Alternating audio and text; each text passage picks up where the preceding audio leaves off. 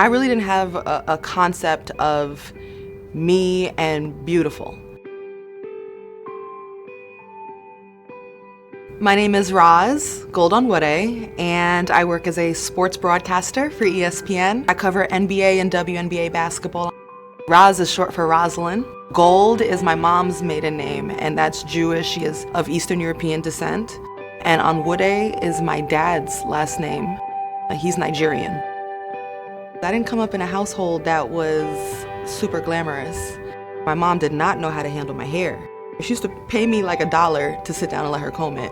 Because it was so hard.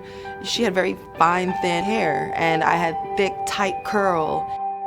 The way I was growing up anyway and raised in my household, I understood me as smart, athletic, strong. The passion for basketball actually came from my mom, who was not an athlete. Basketball ended up being a vehicle in my life that showed me a life outside of Queens. I've traveled all over the world either playing or covering hoops. I got this opportunity to go from the Santa Cruz Warriors to the big team, the Golden State Warriors. My first year with them was the year they exploded. Everybody is watching them, and by default, they're watching the little sideline reporter for the team too. I went through a lot of chapters in my beauty journey. I probably could take you through a chapter of each step of how I figured out hair and makeup and lips, and another piece of it too became my nose. I at first thought it was too big. I remember I used to be obsessed. I'd sit down in the chair and be like, contour it, bring it in tight, bring it in tighter.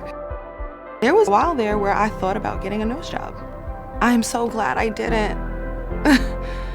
I'm so glad I didn't. My nose is one of my favorite things, and it's crazy that I went through years feeling like it was ugly. It's my daddy's nose, and we are so alike as people. We're strong, boisterous, outgoing. You see me on TV talking. He was eloquent. He was a chief. Every time I look in the mirror, daddy's with me. The thing that makes me emotional in having this discussion around beauty is the realization that there are so many young people walking around not feeling beautiful. I remember thinking if I smiled too hard, my nose would be widened. So I used to mute my smiles. And that is so sad. Because a smile is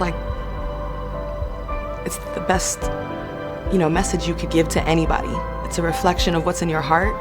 So I'm just really thankful that it feels like society is moving to a more progressive conversation about what beauty is and loving ourselves naturally. My relationship with beauty, a lot of it comes from within. Whatever I'm radiating, the energy, the confidence I have in myself, the understanding of what I stand for and who I am, the purpose I'm trying to live my life with.